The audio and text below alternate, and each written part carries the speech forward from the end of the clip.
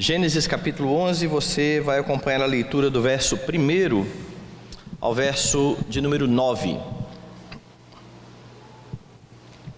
Diz assim o texto da palavra do Senhor: Ora, em toda a terra havia apenas uma linguagem e uma só maneira de falar. Sucedeu que, partindo eles do Oriente, deram como uma planície na terra de Sinar, e habitaram ali. E disseram uns aos outros: Vinde, façamos tijolos e queimemo-los bem. Os tijolos serviram-lhes de pedra e o betume de argamassa. Disseram: Vinde, edifiquemos para nós uma cidade e uma torre, cujo tope chegue até os céus, e tornemos célebre o nosso nome, para que não sejamos espalhados por toda a terra. Então desceu o Senhor para ver a cidade e a torre que os filhos dos homens edificavam. E o Senhor disse: Eis que o povo é um e todos têm a mesma linguagem. Isto é apenas o começo. Agora não haverá restrição para tudo o que intentam fazer. Vinde, desçamos e confundamos ali a sua linguagem, para que um não entenda a linguagem do outro. De starte o Senhor os dispersou dali pela superfície da terra, e cessaram de edificar a cidade. Chamou-se-lhe por isso o nome de Babel, porque ali confundiu o Senhor a linguagem de toda a terra, e dali o Senhor os dispersou por toda a superfície dela. Vamos orar? Eterno e soberano Deus, exaltado seja o teu nome, Pai amado. Nós agradecemos o privilégio bendito de poder, ó Deus, prestar culto ao teu nome no dia do Senhor, dia em que deixamos de lado, ó Deus, todos os nossos afazeres e nos dedicamos, ó Deus Santo, à adoração do teu nome bendito, em lembrança de tudo aquilo que o Senhor fez em nosso favor na cruz do Calvário por meio de Jesus Cristo, Redentor nosso. Ó Deus Santo, nesse dia em que proclamamos a vitória do Senhor Jesus Cristo sobre a morte, nesse dia em que relembramos que o Senhor ressuscitou para nossa justificação, nós rogamos que mais uma vez o Senhor venha falar ao nosso coração por meio da tua palavra, que saiamos daqui, Pai Santo, edificados pelo Senhor, para a tua própria glória e louvor, é que nós pedimos e já agradecemos. Amém. Irmãos, quando olhamos para o livro de Gênesis, nós podemos perceber Deus iniciando com o homem um relacionamento de pacto. E como eu tenho dito aqui, nesses já 11 anos que eu estou na igreja, quando você entende a doutrina do pacto, muitas coisas começam a se resolver na sua cabeça e na leitura que você faz da Escritura. Mas por causa da aliança, você pode ver que de Gênesis a Apocalipse, a mensagem é uma só. Deus é fiel, o homem é pecador. Deus se mantém fiel à aliança, o homem por vezes transgride e o Senhor tem que novamente restabelecer o pacto e a aliança. Isso nos faz lembrar, por exemplo, do apóstolo Paulo, que vai dizer que a nossa segurança de salvação não repousa em nós, mas no próprio Deus, quando ele diz que estava bem certo que aquele que começou a boa obra em nós haveria de completá-la até o dia de Cristo Jesus. Quando você olha para Gênesis, você percebe então Deus iniciando este pacto lá na criação, pacto que a nossa confissão de fé chama de pacto das obras. Adão precisaria permanecer fiel ao Senhor e receberia vida do Senhor por meio da sua obediência. Mas você vê ali que Deus dá a ele ordens bem claras. Eles deveriam dominar a terra, eles tinham muitas coisas a cumprir em favor do Senhor, mas eles não podiam tomar de um fruto que havia ali no jardim do Éden. Do fruto do conhecimento do bem e do mal, disse Deus, dele não comereis, porque no dia em que comeres, certamente vocês vão morrer. E nessa aliança Deus requeria a obediência de Adão e de sua mulher, prevenindo-os da morte. Você sabe a história. Você sabe que os nossos primeiros pais caíram em transgressão e com ele todos nós caímos juntos. Aquilo que nós chamamos de pecado original é nada mais, nada menos que a herança que nós recebemos de Adão. Morremos juntamente com Adão ali no jardim do Éden. Mas quando a serpente tenta a mulher, você precisa entender que ela está despertando naquela mulher soberba. Hoje de manhã nós estávamos falando disso. Autonomia.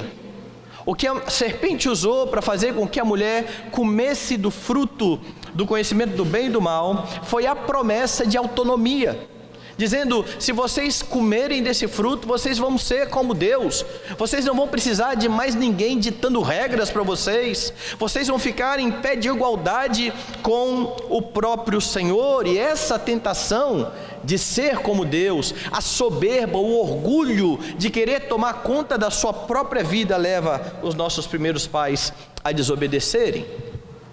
Pois bem, Deus restabelece a aliança.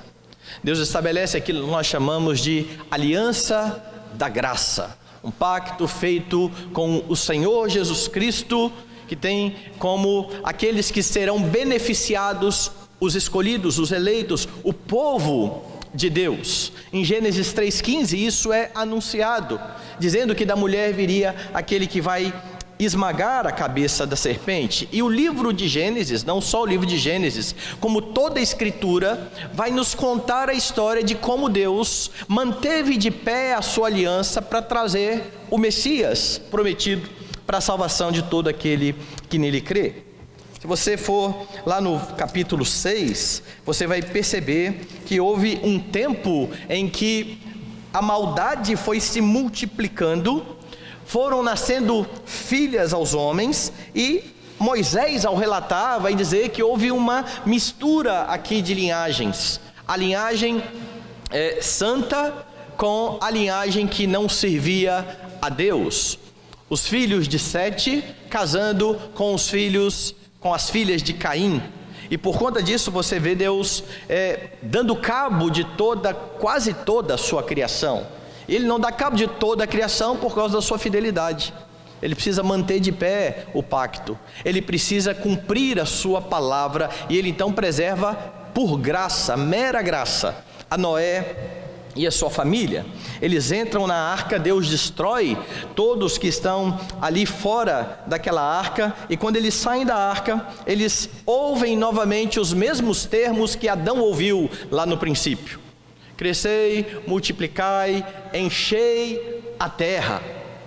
A aliança foi restaurada, Deus fez a promessa de que não mais destruiria a terra com água, Deus coloca no céu o seu arco, para que fosse uma constante lembrança de que Deus não voltaria mais a destruir com água. E quando você avança na leitura e chega no capítulo que nós lemos aqui na liturgia, o capítulo de número 11, você percebe algumas coisas interessantes. O texto do capítulo 11 vai dizer que o povo novamente desobedece ao Senhor. Em vez de se espalharem pela terra, essa foi a ordem, certo? Espalhar pela terra, eles param numa planície ali chamada Sinear, e eles decidem habitar naquele lugar. Ali em Sinear eles começam a construção daquilo que nós conhecemos como a Torre de Babel, e nesse episódio você percebe algumas revelações importantes que podem muito nos ajudar na nossa caminhada também cristã. Você percebe por meio desse texto algumas revelações provenientes de Babel. Quais são elas?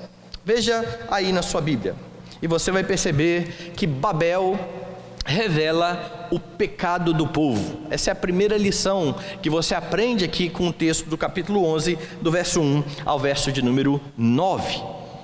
Mesmo cientes de que Deus havia preservado e restaurado a aliança ao separar Noé, requerendo que eles obedecessem e espalhassem pela terra, requerendo fidelidade aos princípios da aliança, estes homens estão mais uma vez quebrando o pacto. Lá atrás, no capítulo 6, Deus manda com que Noé e seus filhos entrem na arca, vem chuva, todos são mortos, São preservados aqueles que estão ali na arca que tipifica o Senhor Jesus Cristo. Aqueles que estão em Jesus Cristo, eles são preservados da destruição, eles são preservados da ira. Mas estes homens, ao chegar ali naquela planície, eles quebram mais uma vez o pacto, e você percebe de forma muito clara alguns pecados desse povo.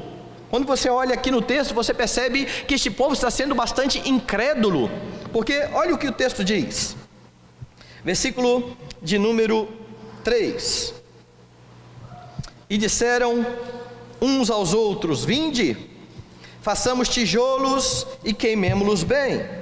Os tijolos serviram-lhes de pedra e o betume de argamassa. Disseram: vinde, edifiquemos para nós uma cidade e uma torre cujo tope chegue até os céus. Veja o que eles estão planejando fazer: uma torre cujo tope chegue até os céus. Por que uma construção de uma torre alta no momento desses? A construção da torre alta, além do que nós vamos ver daqui a pouco, tem por fim livrar esses homens de um possível juízo de Deus. Porque o que havia acontecido quando os homens desobedeceram? O que havia acontecido quando os homens transgrediram os padrões do Senhor? Deus enviou um dilúvio. Mas agora, caso venha um dilúvio, nós temos uma torre cujo tope chegue até os céus. Eles não estão crendo naquilo que Deus estabeleceu e disse: eu não vou mais fazer isso. Olhe para o céu, olhe para o meu arco. Eles simplesmente ignoram a promessa de Deus de não mais destruir com água e dizem: olha, nós vamos construir essa torre para nos salvar do Senhor. Esse é o primeiro pecado, incredulidade. Mas você vê o mesmo pecado dos nossos primeiros pais, autonomia. Porque quando eles estão por si mesmos edificando a torre, e o termo é esse, veja aí: vinde, edifiquemos para nós uma cidade e uma torre. Quando eles duvidam da promessa de Deus e começam a construir a grande torre, eles estão aqui dizendo que eles não precisam de Deus para cuidar deles. Eles são autônomos. Eles mesmos podem prover um lugar seguro. Eles mesmos podem prover um lugar para que eles habitem em segurança, a despeito de Deus ter dito para eles espalharem por toda a terra.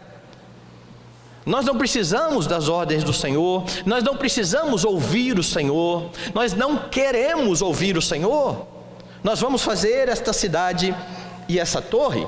A ideia é, se nós mesmos pudermos construir uma torre, se nós pudermos prover segurança, para que Deus? Para que é que nós precisamos do Senhor? Com isso você percebe nestes homens soberba, orgulho.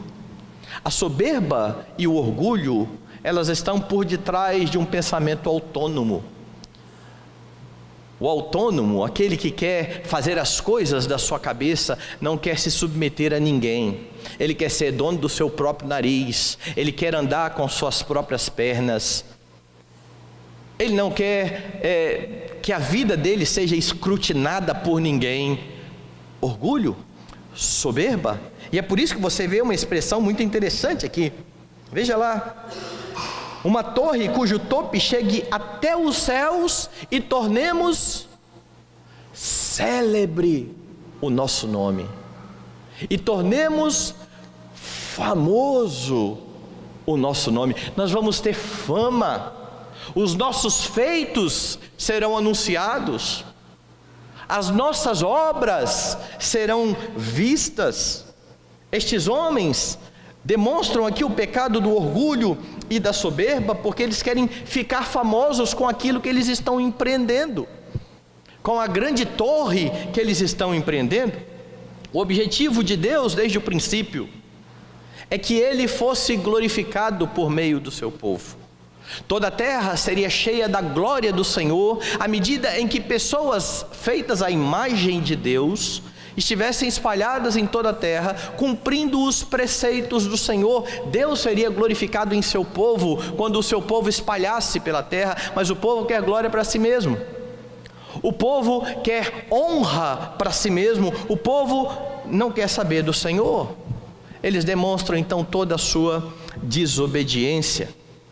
Eles vão construir uma cidade, veja lá no finalzinho, para que não sejamos espalhados por toda a terra. E aqui você tem uma afirmação bem direta e bem categórica do objetivo deles. Deus mandou espalhar? Não. Nós vamos fazer uma cidade para que não sejamos espalhados. Eles estão em franca oposição ao Senhor. Eles estão diretamente quebrando o padrão de Deus, e é por isso que eles estão esperando que, quem sabe, talvez não venha um juízo. Nós vamos precisar, de fato, dessa torre. Estes homens estão desobedecendo a Deus, mas eles não estão quebrando um padrão que eles não conhecem. Se você olhar para a lei do Senhor, mesmo quando você quebra leis que você não conhece, isso continua sendo pecado. É por isso que lá na lei você tem algumas ofertas, holocaustos, por causa do pecado de você não saber. Se você pecou não sabendo que estava pecando, ofereça uma oferta. Porque a ignorância do homem quanto à lei não o desculpa, não o perdoa. Estes homens conhecem a história. Estes homens conhecem a lei. Estes homens sabem que Deus mandou que eles espalhassem por toda a terra. Eles simplesmente não querem. Meus irmãos, aqui em Babel, nós aprendemos sobre o pecado do povo, o pecado que fala muito dos nossos pecados. Porque às vezes nós olhamos para a Escritura e falamos assim, mas que povinho ruim. Quando você olha para a história do povo no Egito, por exemplo, pós-Egito, o povo já no deserto, sendo cuidado por Deus, vendo milagre todo dia, vendo cair pão do céu, vendo água saindo da rocha, vendo a provisão de Deus, vendo roupas que não se gastam, e esse povo desobedecendo, a gente fala, mas que povo horrível. E nós constantemente caímos nos mesmos pecados. O povo é o mesmo, e Deus é o mesmo. Deus continua fiel. O povo continua pecador. É claro que este povo pecador está sendo tratado por Deus, está sendo santificado por Deus, e lá no último dia nós temos a garantia de que seremos apresentados como uma igreja gloriosa, mas até lá nós estaremos lutando com os nossos pecados. Nós estamos constantemente quebrando a aliança do Senhor, cometemos os mesmos pecados vistos aqui em Babel, demonstramos incredulidade, não atentando para aquilo que Deus fala de forma bem clara na Escritura, fazendo do nosso jeito.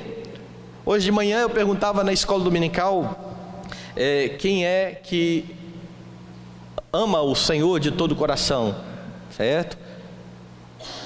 Nós pecamos todos os dias e isso mostra que nós não amamos o Senhor de todo o coração, pelo menos não o tempo todo. Porque se nós fizéssemos isso, se nós amássemos o Senhor, nós não pecaríamos.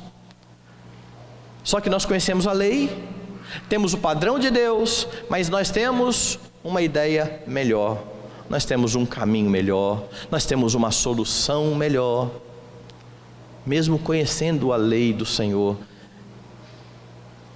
dia a dia lemos a Bíblia, semanalmente ouvimos sermões, semanalmente ouvimos o estudo da palavra. Com essa vida de tecnologia, estamos o tempo todo envolvidos, alguém manda um vídeo, nós escutamos a palavra de Deus sendo pregada, e todos os dias fazemos escolhas contra Deus. Todos os dias fazemos escolhas pecaminosas, e em muitas situações difíceis que nós enfrentamos, Nós não cremos na palavra de Deus que afirma que a sua vontade é boa, agradável e perfeita. Nós vivemos um cristianismo onde, quando as coisas estão muito bem, quando as coisas estão do jeito que nós queremos, quando tudo parece estar sob o nosso controle, Deus é bom, a sua misericórdia dura para sempre. Quando as coisas começam a sair do controle, não é muito fácil. A soberania de Deus é uma doutrina que é muito mais fácil de ser pregada do que de ser vivida. Isso não só para os pregadores que estão no púlpito, mas para os crentes que confessam isso dia após dia. Deus é soberano. Mas viver diariamente entendendo isso, quando as coisas estão indo muito diferente daquilo que nós gostaríamos, meus irmãos, é muito difícil. E é por isso que nós fazemos muitas escolhas pecaminosas, como esse povo aqui em Babel.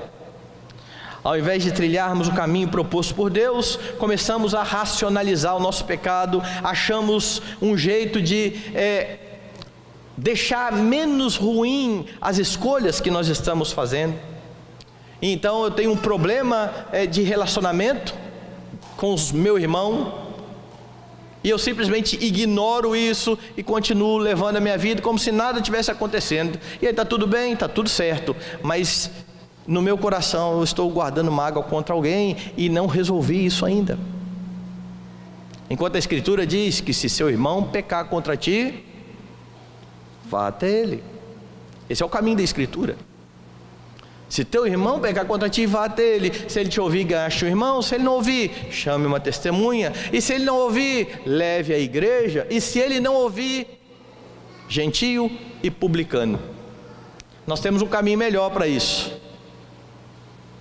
Nós somos alvo de pecado dos outros. Eu excluo, eu não quero mais conversar com você. Eu não quero falar com você. E talvez eu fale de você para outros.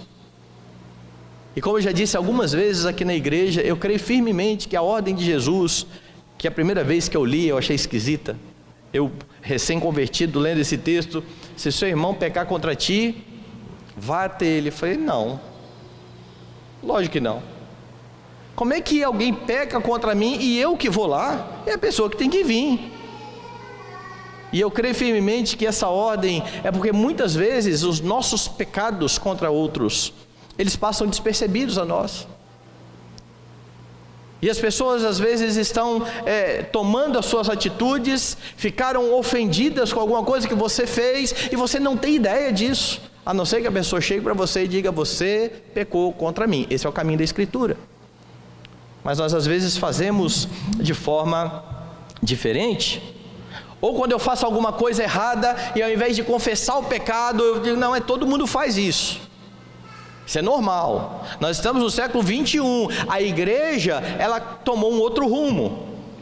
No meu meio, onde eu vivo, se eu não fizer isso, eu não sobrevivo no mercado de trabalho. E aí eu começo a tentar racionalizar o pecado, ao invés de confessar o pecado, que é o que a Escritura manda. Ao invés de me sujeitar ao que Deus ordena, eu tento fazer do meu jeito. E isso é uma declaração de autonomia. É dizer, Senhor, eu sei cuidar da minha vida. Eu sei que o Senhor me deu a igreja, eu sei que o Senhor me deu irmãos, mas eu consigo viver sozinho. Mas eu consigo viver por mim mesmo. Eu não preciso de pessoas com quem me relacionar, com quem orar, com quem dividir a carga. Eu consigo ir sozinho. Autonomia, o mesmo que ocorreu lá em Babel. E muitas vezes, somos também tentados a trazer glória a nós mesmos, ao invés de tributar honra e glória ao Senhor. Queremos reconhecimento daquilo que nós fazemos, e quem não nos reconhece vira inimigo, vira ingrato, vira alguém que não está percebendo. Eu faço tanta coisa por você. Isso acontece muito dentro dos lares, certo? Pais com os filhos. Os pais estão criando os filhos e eles precisam fazer isso.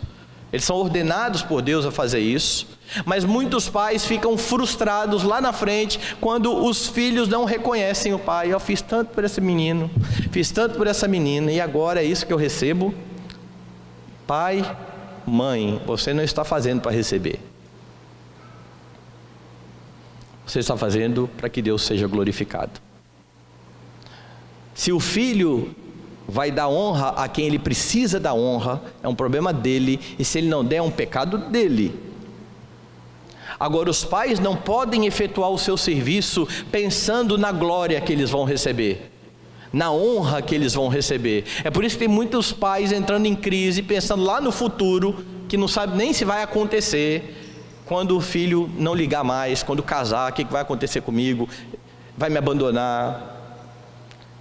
A gente não sabe nem se vai estar vivo quando o filho casar, a gente não sabe nem se o filho vai casar, mas nós vamos antecipando um monte de problema, porque ao criar os filhos, nós estamos criando para que nós venhamos a receber glória e reconhecimento. E de novo eu insisto, ainda que a Bíblia diz que nós precisamos dar glória e honra a quem deve e merece honra, nós não precisamos e não podemos exigir isso.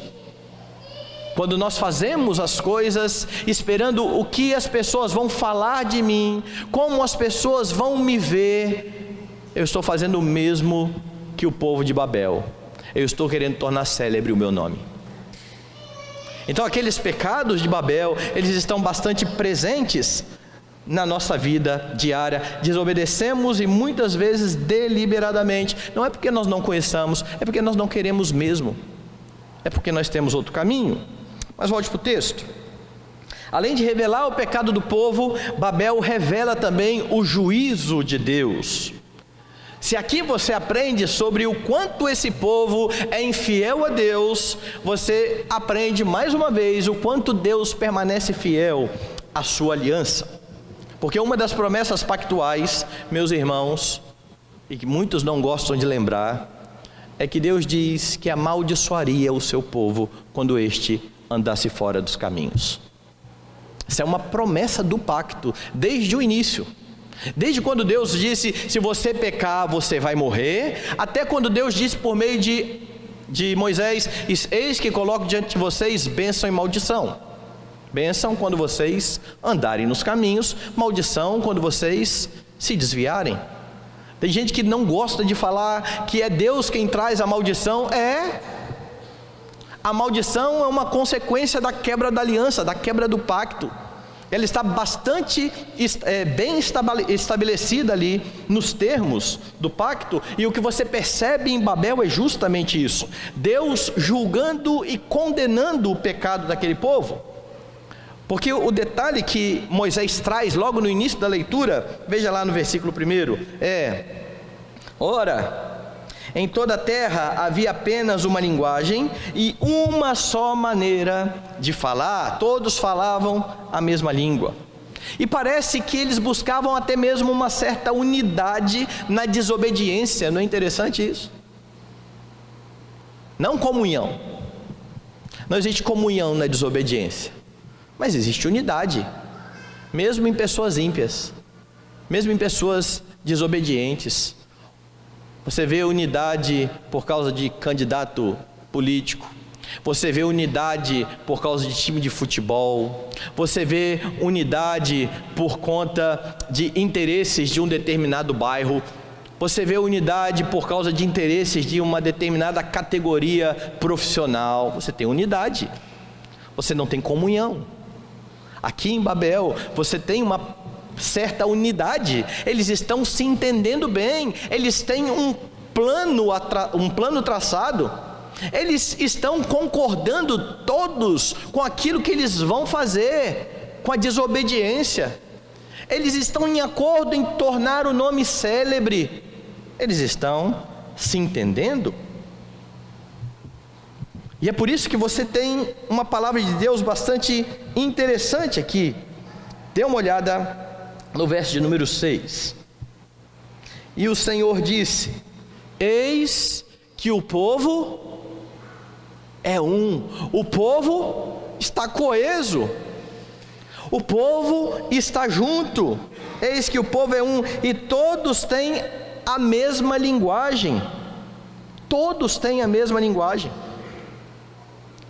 E então no verso 7 você tem a manifestação do juízo de Deus. Vinde, desçamos e confundamos ali a sua linguagem, para que um não entenda a linguagem do outro. A Trindade está aqui em acordo para punir o povo. Vinde, desçamos, confundamos a linguagem, para que eles não mais se entendam. O que é curioso, né? Porque às vezes nós queremos entendimento. Nós queremos falar a mesma língua. Quando nós discutimos, às vezes em família, ou entre irmãos na fé, ou entre funcionários, às vezes, aqui nós precisamos falar a mesma língua. Não é assim que a gente fala? Falar língua diferente é sinônimo de confusão. E Deus, em seu juízo, traz confusão àqueles homens. Deus confunde a linguagem, e a partir desse momento, aqueles que edificavam a torre não podem mais levar a cabo o seu projeto, porque não há mais entendimento. Eles não conseguem chegar a um acordo, pedir lajota e o outro trazer água. Eles não conseguem mais ter um objetivo em comum, ou ainda que tenham, eles não conseguem levar mais a cabo, porque eles não conseguem conversar, falar entre si. Talvez seja por isso que lá no Novo Testamento você tenha Paulo dizendo e rogando à igreja, dizendo que todos precisam ter a mesma linguagem. E aí vem a comunhão. E essa linguagem é fruto do Espírito Santo. Vou falar um pouco mais disso já. Mesmo que eles tentassem continuar, tudo seria em vão, porque a comunicação foi rompida. A atividade cooperativa torna-se impossível, e agora, frustrados, eles têm que abandonar o projeto. Eles têm que deixar a torre para trás, porque não há outro jeito. Eles agora precisam se dispersar, vai cada um para o lado. Porque ao que parece aqui, havia tipos de linguagem, e os grupinhos que foram se entendendo foram indo cada um para o seu lado, para o seu canto. O juízo de Deus torna impossível a convivência comum destes homens e os seus planos desobedientes. Você percebe o juízo de Deus aqui em Babel de forma muito clara. E é por isso que você tem no Novo Testamento Paulo dizendo: não vos enganeis, de Deus não se zomba. Tudo aquilo que o homem semear, ele vai ceifar. Não há forma de você desobedecer a Deus e permanecer impune. Não há. E antes que alguém pense assim: mas eu conheço tantos casos, pastor, até de crentes que fizeram, aprontaram e parece que não aconteceu nada. Olhe para a cruz e você vai ver a punição do pecado. É impossível que você peque e não haja consequência. Ainda que seja no Calvário, em Cristo Jesus, mas a culpa continua sendo sua. Pecados, eles são punidos. Deus está julgando o seu povo, e é ciente disso que você deve evitar o pecado. Sabendo que Deus vai punir o pecado, e já puniu os seus pecados em Cristo, se você é crente. Se você já recebeu a Cristo como Salvador, você precisa entender que você não pode brincar com o pecado, porque você não brinca com aquilo que matou o seu Salvador. Você não pode transigir com aquilo que levou o Filho Santo de Deus à morte. Deus não brinca com o pecado, e Deus não transige com o pecado. Olhar para a forma como Deus lida com o pecado deve nos estimular a viver em santidade, mas muitos crentes ainda entendem que podem pecar e continuar impunes. É o entendimento equivocado da doutrina da eleição, dizendo: se Deus vai me salvar mesmo, eu sou salvo, então não importa a forma como eu vou lidar na minha vida. Pessoas que falam dessa maneira não entenderam a cruz de Cristo. Não entenderam porque foi necessário Cristo padecer e morrer. Não entenderam porque foi necessário Cristo sofrer a ira do seu próprio Pai. Pecado. Precisamos, irmãos, viver em santidade, sabendo que Deus abomina o pecado e é por isso que Ele traz juízo contra o pecado? Parece que a igreja cristã precisa diariamente reaprender essa verdade, porque nós muitas vezes não acreditamos mais no juízo de Deus. É por isso que dentro das igrejas você vê tantas pessoas desobedecendo francamente a Deus. Coisas que antigamente eram vistas como esquisitas no meio crente. Crente dá cheque sem fundo? Isso é um absurdo. Porque antigamente a palavra empenhada do cristão valia alguma coisa. Hoje o pessoal não está nem aí. Mas eu dou a minha palavra. Você não quer a sua palavra, eu quero a sua palavra assinada, registrada em cartório, com 3 testemunhas, que não vale mais. Inclusive entre os crentes isso é terrível, já que Jesus disse que o nosso sim deve ser sim e o nosso não deve ser não. Já que nós temos como padrão jurar com dano próprio. Salmo 15, lembra disso? Jurar com dano próprio é você cumprir aquilo que você disse que ia fazer, ainda que você seja prejudicado com isso. Um exemplo tranquilo sobre isso: você diz que vai vender o seu carro, está apertado, o seu carro vale aí 50 mil, você não está conseguindo gente para vender, você precisa de dinheiro, aí você chama alguém e diz assim, 30 mil você leva. A pessoa, fechou, vou lá no banco. Aí a pessoa vai lá no banco, aparece um outro e fala assim, dou 35 agora, na mão. E aí? Negócio é negócio, né? Não, você não empenhou a sua palavra, venda por 30. Mas eu vou perder 5 mil. Aquele que jura com dano próprio e não se retrata. Era assim que crentes eram conhecidos antigamente. Hoje, eu não estou nem aí. Eu não estou ligando para a fama que eu vou ter de alguém que não vai cumprir o que está dizendo. Eu vou viver de qualquer forma. Porque eu esqueço que Deus é aquele que julga os pecados. Davi foi alguém que sentiu o justo juízo de Deus. E a expressão dele está lá no Salmo, para você lembrar: enquanto eu calei os meus pecados, envelheceram os meus ossos pelos meus constantes gemidos todo dia. Porque a tua mão pesava dia e noite sobre mim. O meu vigor se tornou em sequidão de estio. Deus continua agindo como agiu com Davi. Deus continua punindo o pecado, e tem muito crente experimentando o juízo de Deus, e ainda assim continua empedernido, o coração duro, é de pedra. É impossível, meus irmãos, pecar e não receber o juízo pelo pecado.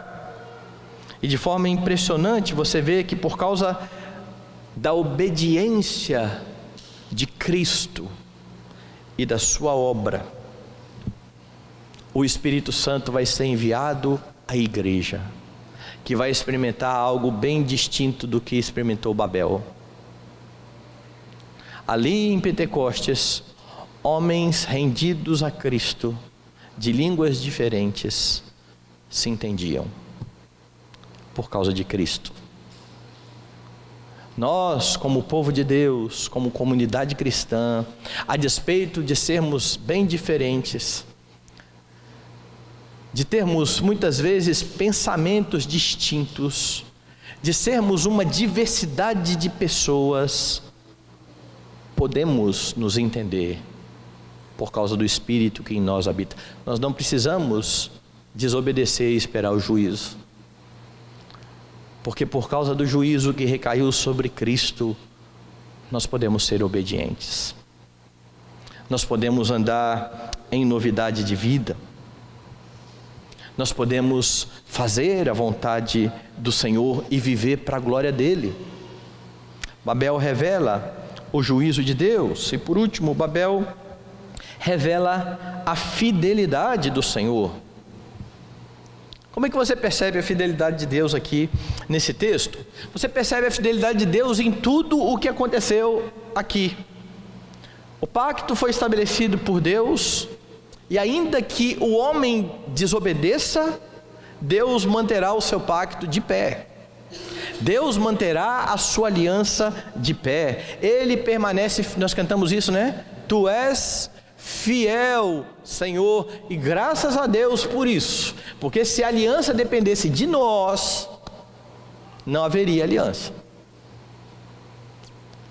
Se a aliança dependesse da nossa palavra, não haveria aliança. Se ela dependesse dos nossos esforços, não haveria aliança. Mas Deus é fiel. Você cantou isso nessa noite. E essa é uma verdade bendita da Escritura. A fidelidade do Senhor pode ser vista tanto no juízo de Deus, quanto em sua misericórdia. Porque quando a gente pensa na fidelidade, a gente só pensa que Deus vai aliviar, vai ser gracioso, vai ser misericordioso, e isso tudo é verdade. Lembra de como o profeta se expressou no momento em que ele viu que o povo merecia ser castigado mesmo? Quero trazer à memória o que me pode dar esperança. Essa palavra é vista depois que o profeta olha e fala assim: nós merecemos, mas eu preciso trazer à memória o que pode me dar esperança. As misericórdias do Senhor são a causa de não sermos consumidos, porque elas não têm fim, elas se renovam a cada manhã. Mas a fidelidade de Deus se expressa também em seu juízo. Como é que você percebe isso aqui no texto? Veja lá. Quando Deus confunde a linguagem do povo, Ele faz com que esse povo cumpra as ordens. No caso de Jonas, lembra de Jonas? Jonas dispõe-te e vai até Nínive. E o texto diz: e Jonas se dispôs e foi para Tarsis. E Deus pegou, colocou Jonas dentro do peixe e levou Jonas até Nínive. E aqui o povo disse assim: vamos construir uma cidade para a gente não mais espalhar. E Deus falou: ah é? Então espera aí um instantinho. Confundiu a linguagem, e o que o povo fez? O povo espalhou. O povo não teve outra alternativa senão cumprir o que Deus já tinha mandado. Você vai cumprir o que Deus manda. Você pode fazer isso de forma obediente para a glória dele, você pode fazer isso na sua desobediência, mas você vai cumprir o que Deus tem decretado, ainda que Ele precise julgar você por isso, ainda que Ele precise pesar a mão. É isso que você percebe. E quando Deus faz isso, isso é bênção para você e para mim. É por isso que Hebreus se expressa de forma muito bonita, dizendo que se nós estamos sendo corrigidos, é porque Deus nos trata como filhos. Se nós não fôssemos filhos, nós estaríamos sem correção. Quando Deus julga o seu povo, Ele está sendo fiel à aliança. Ele está sendo bom com o seu povo. Ele está manifestando a sua justiça, mas ao mesmo tempo Ele está sendo fiel àquilo que Ele mesmo prometeu. Esse povo tem que se espalhar e tem que encher a terra, porque ainda que você teime em desobedecer ao Senhor, Ele vai levar a cabo o que Ele planejou. O propósito eterno de Deus nunca será frustrado pelo homem. Por isso o juízo de Deus é expressão da sua fidelidade ao pacto. É expressão porque Ele disse que faria. Ele disse: quando o homem desobedecesse, seria punido. E se Ele não fizesse isso, Ele simplesmente seria um Deus sem palavra, seria um falso Deus, seria um ídolo. Por meio do juízo, Deus está então conduzindo todas as coisas para o seu plano de abençoar todas as famílias da terra. Porque mais à frente, quando Abrão for chamado, ele vai ser chamado para fazer exatamente isso: ser uma bênção para todas as famílias da terra. Essas famílias que estão aqui teimosamente dizendo: nós não queremos ir para todos os lugares da terra, nós queremos ficar aqui. Porque o projeto de Deus e o objetivo de Deus sempre foi toda a terra. Pessoas de toda tribo, língua, povo e nação. Deus é fiel à sua aliança. Mas você vê a fidelidade na misericórdia. Porque veja, mesmo quando Deus pune o povo, Ele está demonstrando a sua misericórdia. Quer ver isso no texto? Veja aí o verso de número 6. E o Senhor disse: eis que o povo é um, e todos têm a mesma linguagem. Isso é apenas o começo. Agora não haverá restrição para tudo o que intentam fazer. O que eles intentavam fazer? Pecar. Os intentos desses homens estão bem declarados aqui. Vamos fazer uma torre, esse é um intento. Vamos tornar famoso o nosso nome. Vamos ficar plantados aqui, porque ninguém vai espalhar a gente para lugar nenhum. E eles estão unidos nesse ideal. Eles estão bem juntos nisso. E é isso que Deus está declarando. O povo é um, ele está unido. Eles têm a mesma linguagem. Não há restrição para o pecado. Se Deus deixasse esses homens do jeito que eles estavam intentando fazer, o pecado não teria fim. Então, quando Deus pune e julga e confunde a linguagem, sabe o que Deus está falando? Basta de pecar. Chega de pecar.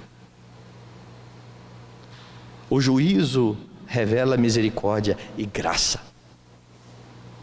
O juízo faz com que estes homens cumpram os termos da aliança. Se Deus não tivesse punido, o povo ia muito mais longe no seu pecado. Então Deus julga o seu povo, mas a misericórdia de Deus, ela sempre vem acompanhando por causa da fidelidade do Senhor. Meus irmãos, a fidelidade de Deus, a sua palavra, é uma garantia bendita de que ainda que você peque, se você é filho de Deus, você será corrigido. Eu sei que nós não gostamos de ser. E aquilo que os nossos filhos fazem quando nós os corrigimos, os meus, por exemplo, faz cara feia, fica bravo, olha assim, com aquele olhar, eu te amo, pai. De jeito nenhum. Eles não gostam de ser corrigidos. Eu não gostava de ser corrigido. E aqui eu estou falando de correção física mesmo, disciplina física. Vocês que estão aqui não gostavam disso. Olhe para trás. Foi bom? Hoje talvez você maduro diga assim, foi, e foi até pouco. Porque eu escondi foi muita coisa. Eu mereci apanhar a mais. Foi bom. Nós só conseguimos perceber o benefício da disciplina a longo prazo. Tem pais que deixam de disciplinar os seus filhos porque os filhos ficam irados. Essa é a reação mais natural do mundo. Nunca espere o seu filho dar graças a Deus pela surra que ele levou para forjar o caráter dele à semelhança de Cristo. Não espere. Quando o filho é disciplinado, ele está em guerra com o pai. Quando Deus nos disciplina, Ele sabe que vai ser do mesmo jeito. É por isso que lá em Hebreus, Ele vai dizer, toda disciplina, no momento, não parece ser motivo de alegria, mas de tristeza. Aqueles que já viram disciplina eclesiástica, quando alguém chega lá no último ponto de Mateus 18, se seu irmão pecar contra ti, vai até ele, se ele te ouvir, ganha o irmão, se ele não ouvir, leva a testemunha, se ele não ouvir, leva a igreja, se ele não ouvir, discipline, trate como gentio publicano. Quem já viu disciplina eclesiástica sabe que é um momento triste na vida da igreja. Não é um momento de alegria, não é um momento de soltar foguete, é um momento de chorar com aquele que está sendo disciplinado. E por que Deus manda a igreja ter um momento triste desse? Porque o fim da disciplina é o restabelecimento daquele que faltou, que pecou. O fim da disciplina é trazer de volta o filho à obediência e à comunhão com Deus. E é por isso então que o mesmo escritor de Hebreus, que diz que no momento a disciplina não parece ser motivo de alegria, vai dizer que ao final ela produz esses frutos, frutos de vida eterna. alegria por ser tratado pelo Senhor e por saber que o Senhor não vai me deixar andar de acordo com o meu nariz. No momento Ele vai frear isso. Muitas vezes vai doer, mas Ele vai frear. Deus não vai deixar com que o seu povo faça tudo o que ele intenta fazer contra o Senhor. Então fique bem feliz quando experimentar a disciplina do Senhor. Lembre-se de que Ele te ama e de que Ele corrige ao filho a quem Ele quer bem. Lembre-se de que se somos infiéis, Ele permanece fiel, porque de modo algum pode negar a si mesmo. Muitas pessoas, quando passam por momentos difíceis, crentes, só conseguem enxergar o diabo está me perseguindo, o diabo quer minar a minha fé, e não passa pela cabeça um autoexame. Será que Deus não está me tratando? O que Deus quer me mostrar com isso? O que Deus está querendo me ensinar? Aonde que Deus quer me conduzir? Para muitos crentes esse tipo de pensamento não existe, mas muitas vezes as provações, as dificuldades, é exatamente isso, Deus corrigindo os seus filhos para que eles voltem ao rumo certo, para que eles voltem aos termos da aliança, e isso é misericórdia, isso é misericórdia. Então, da mesma forma que aconteceu em Babel o juízo de Deus, para que aquele povo não se afundasse completamente no pecado, eu não tenho a menor dúvida de que Deus muitas vezes dá um freio nos seus filhos dessa forma também. Você tem um exemplo bíblico disso. Lembrem de Corinto? A igreja de Corinto era uma igreja esfacelada, dividida. Eu sou de Paulo, eu sou de Apolo, eu sou de Pedro, eu sou de Cristo. Partidos dentro da igreja. Aquele povo não estava andando em unidade. Pois bem, lembra do que Paulo falou sobre a ceia?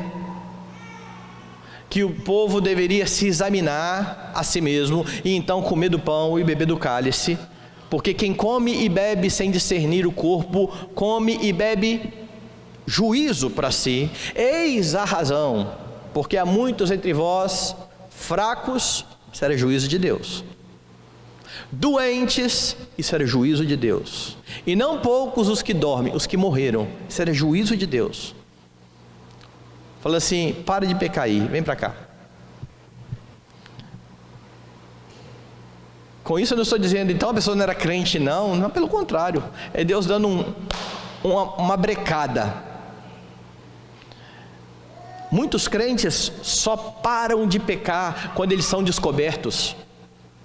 Sabe o que é isso? Misericórdia de Deus. Ah, mas envergonhou. Graças a Deus. Graças a Deus. Porque se ninguém descobrisse, isso ia longe. A providência de Deus é para parar o pecado muitas vezes, porque nós nos enredamos tantas vezes no pecado, que nós não conseguimos mais olhar para nada e Deus tem que dar uma freada. Foi o que Ele fez em Babel. Ele freou aquele povo e fez com que o povo cumprisse os termos da aliança. Eu tenho para mim, e não faço disso um dogma, tem gente que acha que Ananias e Safira não era crente. Eu acho que eles eram. Lembra de Ananias e Safira na igreja primitiva? Você tem o relato de Barnabé, que vendeu as suas propriedades e depositou o dinheiro aos pés dos apóstolos, e depois Ananias e Safira. Eles intentam ganhar fama na igreja, vão lá, vendem o terreno, dizem que vão dar tudo e dão só uma parte. E ali então, eles morrem. Eu creio, Milton Júnior, que é Deus dando um freio neles. Você para de pecar, para. Vai embora. Porque muitas vezes, para muitos crentes, vai ter que ser assim. A doença, muitas vezes, vai impedir muitos crentes de continuarem as suas vidas perdidas. E você vê relatos e mais relatos e mais relatos de pessoas que eram cristãs, que saíram da igreja e por causa de algum infortúnio, de algum problema, voltou para a igreja. E que dá graças a Deus agora, porque eu estou na cadeira de roda, mas agora eu sou crente. Estava lá vivendo de qualquer forma. Pastor Douglas, que esteve aqui há 3 anos, ele conta uma história interessante. Douglas diz que ele é chamado para o pastorado, mas como ele era jogador de basquete, o sonho dele era ser o Michael Jordan, né? Então ele vai para o basquete. Ele falou, ele usou a expressão nesse púlpito aqui, até que um dia Deus foi e quebrou meu joelho. Ele falou, para. No entendimento dele e na avaliação dele, não é minha, ele estava se desviando tanto daquilo que ele entendia que Deus tinha para ele, que Deus deu um freio nele. É isso que está acontecendo aqui em Babel. Dê graças a Deus, até pelo juízo, porque Ele demonstra também misericórdia. Ainda que pareça muito ruim e que pareça muito duro, Deus está preservando os seus filhos. Você reconhece a disciplina de Deus como bênção? Você consegue enxergar a bênção quando Deus está pesando a mão sobre os seus pecados? Pois isso é bênção. O que nós temos em Babel? Babel revela o pecado do povo. Babel mostra como um povo pode conhecer a vontade de Deus e fazer totalmente de forma contrária por causa de anseios e desejos do seu coração. Nós não queremos ser espalhados, nós queremos ser famosos, nós queremos fazer do nosso jeito. Podemos nos ver ali. Babel revela o juízo de Deus, um Deus que está olhando para o seu povo e que não transige com o pecado. Babel revela a fidelidade do Senhor, que disciplina a quem ama e que tem misericórdia até mesmo quando Ele disciplina. E por sermos nós os escolhidos de Deus, homens pecadores e transgressores da lei, meus irmãos, foi preciso que Deus demonstrasse toda a sua fidelidade, punindo o seu Filho. Na cruz de Jesus Cristo, você vê exatamente juízo e misericórdia. Jesus Cristo foi punido pelo seu pecado, pelo meu pecado. Mas por causa daquilo que ocorreu com Jesus Cristo, nós tivemos redenção, perdão e graça. Em Jesus Cristo, você lembra que Deus é justo e que Deus é fiel. Ele prometeu salvar o seu povo, e para isso Ele precisou punir o seu Filho. Ele levou suas transgressões, e é por isso que você não sofrerá no juízo final.